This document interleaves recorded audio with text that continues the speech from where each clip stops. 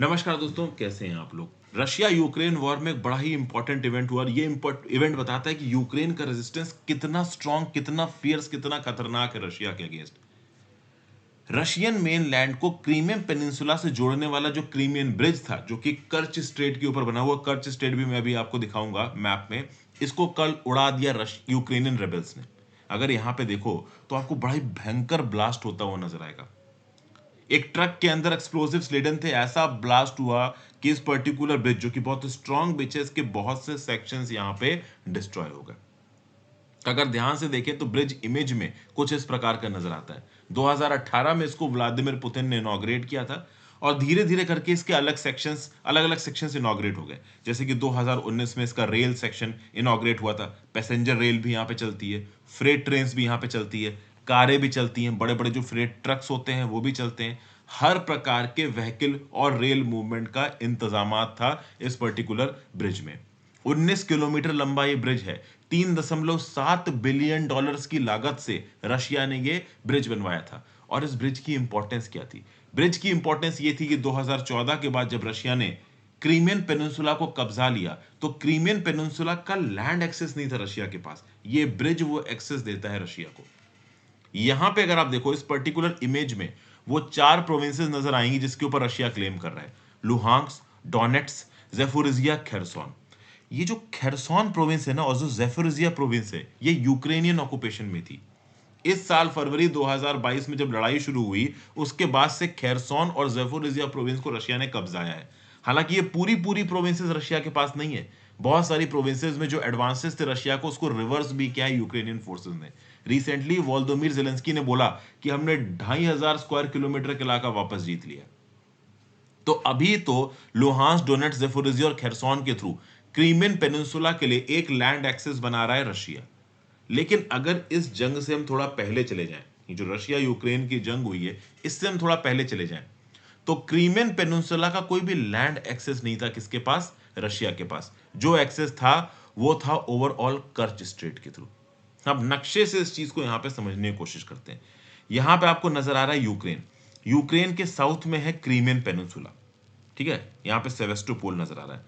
अब Crimean peninsula को Russia से जोड़ने वाली यहां पे जो स्ट्रेट है, इसका नाम है कर्च स्ट्रेट। देखिए सी ऑफ एजोव तो यहां पे आपको नजर आ रहा है। आई होप आप सी ऑफ एजोव देख पा रहे हो, ये है सी ऑफ एजोव। नीचे यहां पे है कर्च स्ट्रेट। अगर उसको मैं आपके लिए जूम इन करूं तो यहां पे आपको कर्च स्ट्रेट नजर आएगी। और कर्च स्ट्रेट के ऊपर से निकल रहा है ये क्रीमियन ब्रिज। इसी क्रीमियन ब्रिज के ऊपर हुआ है ब्लास्ट। ये जो क्रीमियन ब्रिज था, 2014 में ही इसको बनाने के इंडिकेशंस दे दिए थे रशिया ने। पहले भी ये बना हुआ था। देखिए 2014 से पहले इतना मनमुटाव नहीं था यूक्रेन रशिया के बीच में। मैं आपको बता दूं, बहुत लंबे समय से जो रशियन फोर्सेस थी ना, वो क्रीमियन पेनिनसुला पे डिप्लॉयड थी, जिसको आप बोलते थे रशिया की ब्लैक सी फ्लीट। जी हां, एक समय पे रशिया यूक्रेन के बीच में रिश्ते इतने अच्छे थे। कीव में जब बैठी हुई यूक्रेन की सरकार थी, वो बहुत हद तक प्रो रशिया थी। प्रो वेस्ट भी थी, बट उतनी प्रो वेस्ट नहीं थी जितनी वो प्रो रशिया थी। इसकी वजह यह है कि रशियंस और यूक्रेनियंस दोनों स्लाव जाति के हैं, ठीक है ना। तो एथनिसिटी भी रशियंस और यूक्रेनियंस की एक है। हालांकि यूरोप की और भी बहुत कंट्रीज में स्लाव जाति के लोग रहते हैं, भाषा अलग अलग बोलते हैं, बट वो स्लाविक है। और अच्छे रिश्तों के चलते यूक्रेन ने रशिया को परमिशन दी कि ठीक है भाई, आप अपने ब्लैक सी की फ्लीट के अंदर सोल्जर्स, नेवी के, आर्मी के, एयरफोर्स के क्रीमिया में डिप्लॉय कर सकते हो। और समय समय पे इस डिप्लॉयमेंट को असर्ट किया गया। 1997 में Russia Ukrainian treaty of friendship, cooperation and partnership आई, जिसमें रशिया ने अफर्म किया यूक्रेन को कि आपकी टेरिटोरियल इंटीग्रिटी को वायलेट नहीं करेंगे। फिर आई Russian Ukrainian partition treaty on the status and conditions of the Black Sea fleet, 1997 में आई। 2010 में इसको प्रोलॉन्ग किया गया, जिसके चलते जो भी रशियन फोर्सेस क्रीमियन पेनिनसुला में डिप्लॉयड थी, उनकी मूवमेंट के ऊपर रिस्ट्रिक्शंस लगाई यूक्रेन ने, और रशिया ने उन रिस्ट्रिक्शंस को माना। मतलब क्रीमियन पेनिनसुला किसकी टेरिटरी है? यूक्रेन की टेरिटरी है। ये रशिया बार बार मान रहा था।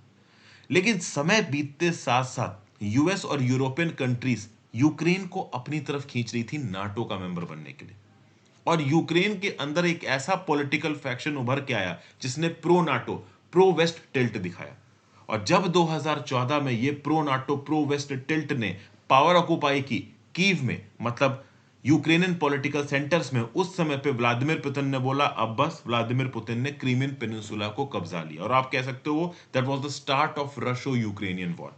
और जैसे ही क्रीमियन पेनिनसुला को कब्जाया, उसके अगले ही दिन व्लादिमीर पुतिन ने अनाउंसमेंट कर दिया कि हम ये क्रीमियन ब्रिज बनाएंगे कर्च स्ट्रेट के ऊपर, और ये ब्रिज बनना शुरू हो गया।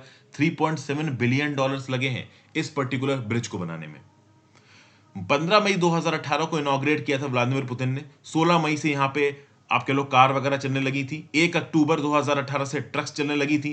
23 दिसंबर 2019 से रेल ब्रिज इनॉग्रेट हो गया, और आप देखोगे कि दिसंबर में ही रेल, पैसेंजर ट्रेन और बाद में फ्रेट ट्रेन 30 जून 2020 से इस पर्टिकुलर ब्रिज पे चलने लगी। मतलब ये जो क्रीमियन ब्रिज है ना, ये लाइफलाइन था रशिया की, अगर क्रीमियन पेनिनसुला को कब्जाना है तो चाहे फ्रेट हो, चाहे पैसेंजर कार हो, चाहे ट्रक हो, चाहे ओवरऑल फ्रेट ट्रेन हो, सब कुछ इस पर्टिकुलर ब्रिज के थ्रू चलती थी। मतलब एक प्रकार का लैंड एक्सेस दे रखा था रशिया का, किससे? क्रीमियन पेनिनसुला के साथ। मतलब क्रीमियन पेनिनसुला के ऊपर कब्जा करना है तो यह ब्रिज बहुत ज्यादा इंपॉर्टेंट था।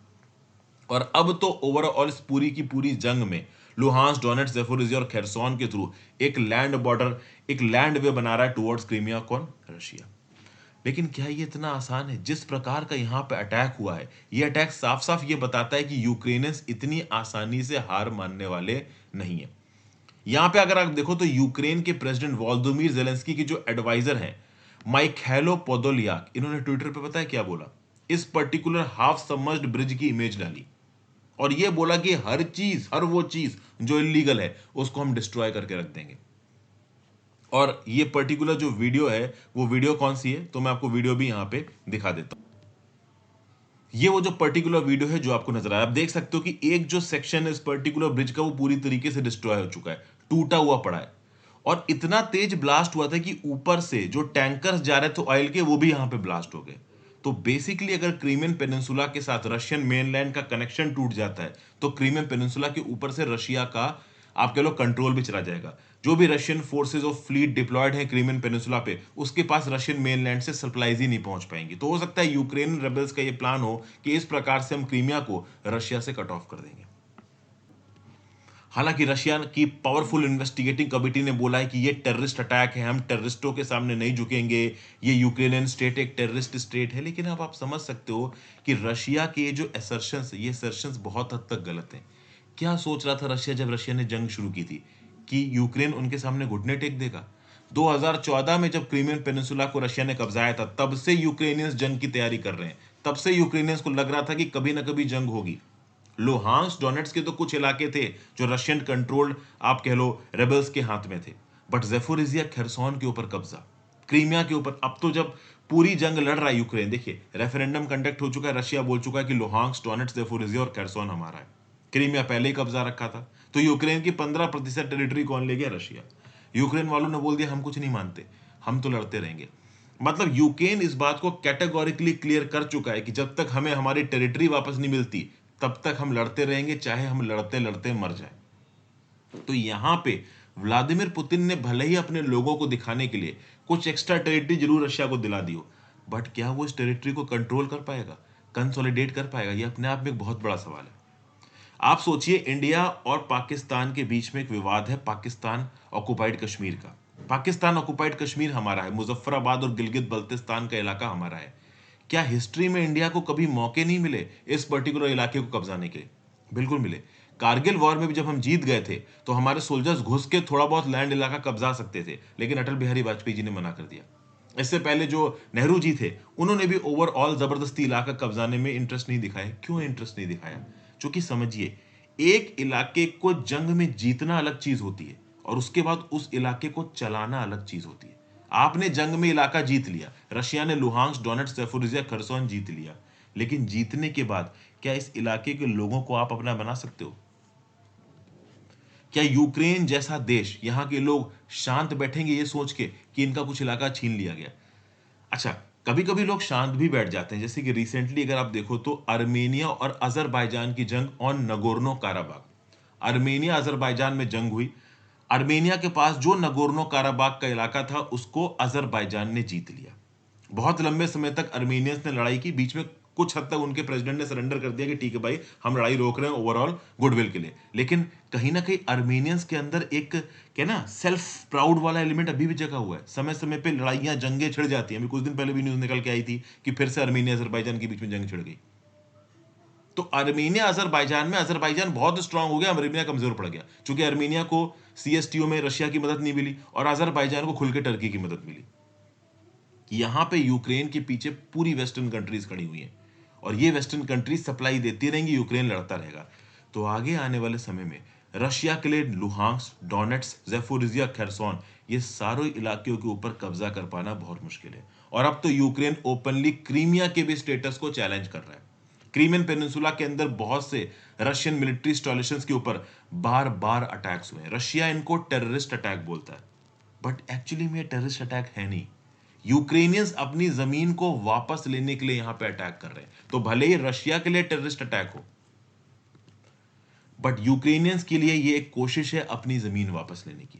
अब रशिया ये बोल चुका है कि जितने भी इलाके हमने कब्जाए हैं, अगर यहां पे यूक्रेन आने की कोशिश करेगा तो हम न्यूक्लियर अटैक कर सकते हैं। ये थ्रेट बार बार व्लादिमीर पुतिन दे रहे हैं, बट वो अपने आप में एक डूम सिनारियो हो जाएगा। अगर इस प्रकार का कोई अटैक रशिया करता है तो यूएस और बाकी न्यूक्लियर आर्म्ड कंट्रीज शांत नहीं बैठेंगी और अपने आप में वो एक बहुत ही टेरिफिक और हॉरिबल इवेंट हो जाएगा पूरी ह्यूमैनिटी के लिए।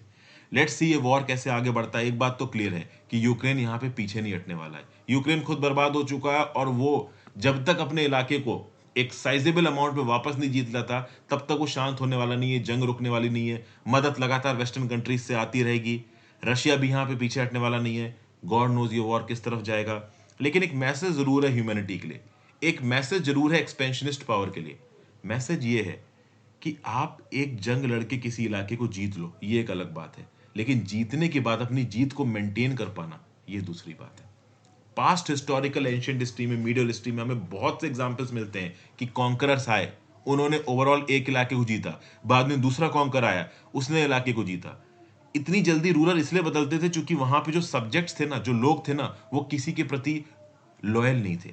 लेकिन यहां पे यूक्रेनियंस की धरती में घुसे हैं ये रशियंस, और यूक्रेनियंस की धरती में घुस के यूक्रेनियंस से पंगा लेके वहां पे राज कर पाएंगे लंबे समय तक रशियंस, ये अपने आप में देखने वाली बात है। रशिया के लोगों का ये बोलना है कि ये जो इलाके हमने कब्जाए यहाँ पे एक्चुअली रशियंस ही रहते हैं, लेकिन पूरी हद तक ये बात सही है नहीं। लेट्स सी इस चीज में आगे क्या निकल के आता है। एक इंपॉर्टेंट जियोपॉलिटिकल इवेंट था, लोकेशन इंपॉर्टेंट थी, तो ये कुछ चीजें मैंने आपको बता दी। Thank you for watching friends. Video को लाइक और शेयर कर दीजिएगा, इंस्टाग्राम पे फॉलो कर लीजिएगा, टेलीग्राम ग्रुप ज्वाइन कर लीजिएगा, ज्यादा से ज्यादा लोग सर लेक्चर को शेयर करें। Have a great day, good.